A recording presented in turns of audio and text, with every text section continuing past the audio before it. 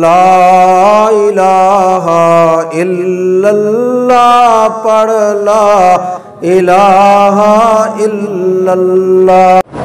میں استنجا کرتا ہوں، پیشاب کے قطرے نکل جاتے ہیں۔ بہرحال میرا بھائی گزارش یہ ہے کہ اگر پیشاب کے قطروں کی بیماری ہے تو ایک ہی دفعہ آپ استنجا کریں، وضو کریں۔ مثلا مغرب کے لیے کیا عشاء تک آپ کو کافی ہے، چاہے وہ قطرے گرتے رہیں، اندر انڈر ویئر پہن لیں یا اندر اپنے کوئی پیڈ ویڈ باندھ لیں تاکہ مسجد میں نہ گریں، پھر عشاء کی نماز کے لیے دوبارہ استنجا اور وضو کریں۔ تمہارے بس میں ہی نہیں ہے، وہ بند ہی نہیں ہوتے، کیا کرو؟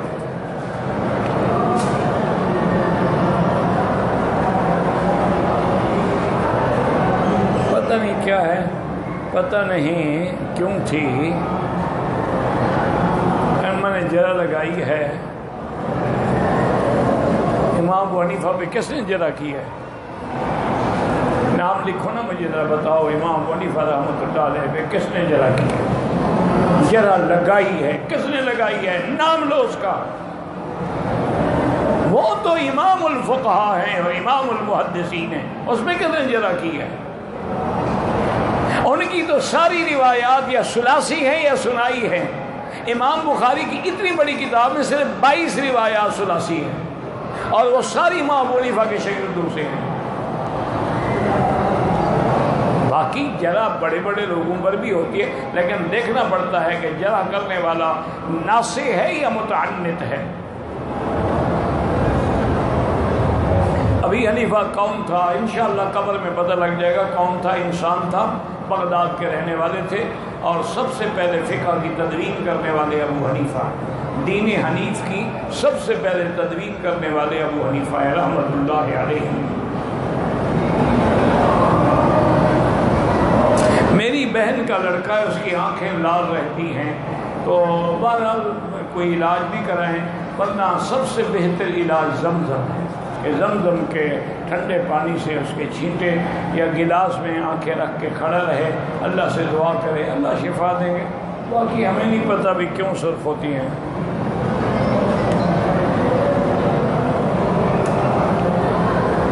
بہرحال شریعت میں پہلی بیوی سے شادی کی ضرورت نہیں ہے، اجازت کی، باقی تم جانو، تمہارے قانون جانے۔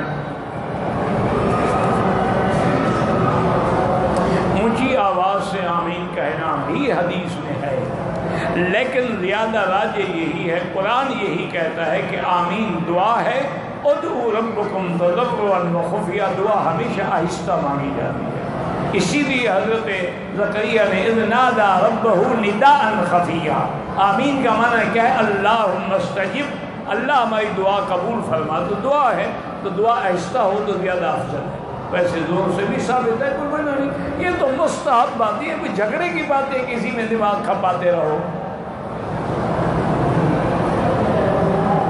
بغیر سورۃ فاتحہ کے نماز نہیں ہوتی، بالکل ہمارا بھی ایمان ہے کہ فاتحہ کے بغیر نماز نہیں ہوتی، لیکن تم مجھے بتاؤ ایک نماز کا نام لو کہ فلاں نماز میں فاتحہ نہیں ہے، میں بھی کہوں گا نماز نہیں ہوتی، لیکن وہ نماز تو مجھے بتاؤ نا۔ اگر امام نے فاتحہ پڑھی ہے تو نماز میں تو فاتحہ آ گئی نا، ایسی نماز کہاں رہی جس میں فاتحہ نہیں ہے؟ تم اس حدیث میں مجھے مقتدی کا لفظ دکھا دو، میں بھی مان لوں گا۔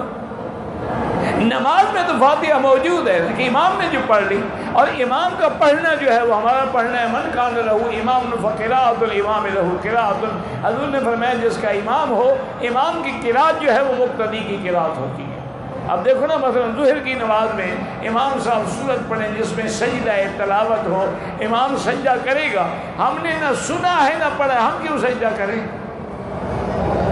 اب ہم سجدہ کریں گے کہ نہیں کریں گے؟ کریں گے، کیونکہ اس کا پڑھنا ہمارا پڑھنا۔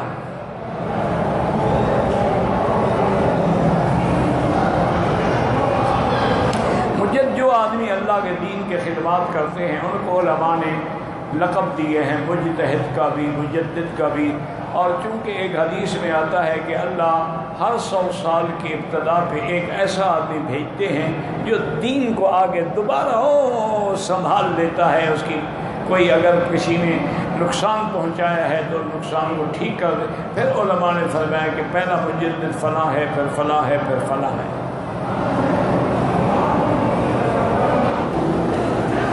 اگر آدمی کو شابت کے بغیر آدمی کے اپنے ہاتھ جو ہے شرم گاہ کو چھو جائے تو احناف کے نزدیک وضو نہیں ٹوٹتا، امام شافعی کے نزدیک وضو ٹوٹ جاتا ہے.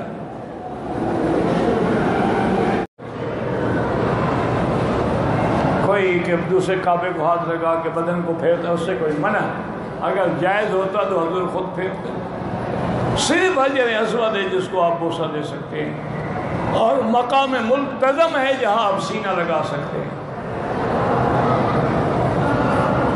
رکن یمانی کو ہاتھ لگانا ہے، بوسہ نہیں دینا. اگر ہاتھ لگانے کا موقع نہ ہو چلے جائیں، اشارے کی بھی ضرورت نہیں ہے. ایک آدمی سے اپنے بھتیجے تنگ ہیں، باپ کا حق بھی نہیں دیتے، اللہ ان کی مشکل حل کرے. وہ 2 رکعت نماز اس مشکل کے حل کے لیے روزانہ پڑھا کریں. وَاسْتَعِينُوا بِالصَّبْرِ وَالصَّلَاةِ، اور اس کے بعد حسبنا اللہ ونعم الوکیل جتنا ہو سکے پڑھتے رہیں، اللہ ان کی مدد کرے. آج کل تو حالات ایسے ہیں، بھتیجے کھا گئے چاچا رو رہا ہے، چاچا کھا گیا تو بھتیجے رو رہے ہیں. کیونکہ اللہ کا ڈر تو دونوں کے دل میں نہیں ہے نا.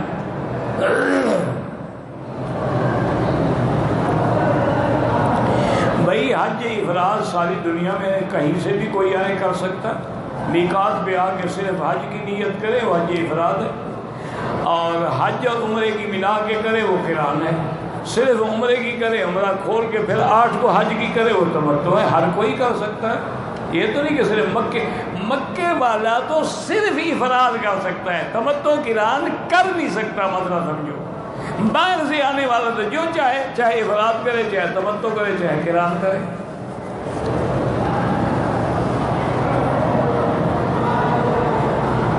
ہمارے والد جو ہیں دوسری عورتوں کی طرف مائل ہیں، والدہ بھی پریشان ہیں.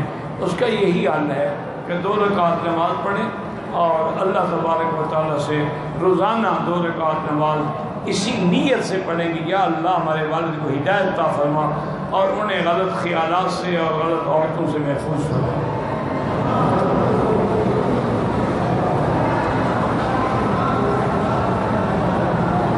کہتے ہیں جی کہ ہمارے ایک خان صاحب ہیں، میلاد اور شیعوں کی مجلس کے لیے لنگر اور جانور دیتے ہیں، بالکل ناجائز ہے.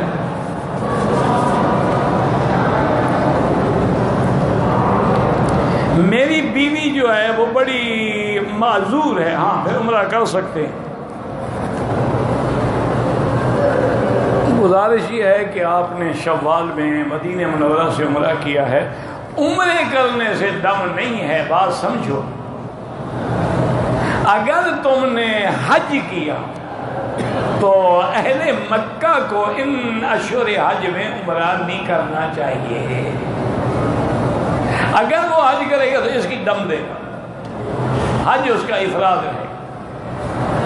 اور بعض ائمہ فرماتے ہیں کہ اگر اس کی نیت اس وقت بھی تھی جب عمرہ کر رہا تھا، اس کا تمتع ہو جائے گا، پھر بھی تمتع کی بکری دے گا. ورنہ ایسے نہیں ہے کہ عمرہ کرنے سے دم پڑ گیا. عمرے کرنے سے دم نہیں پڑتا، بات کو سمجھا کرو.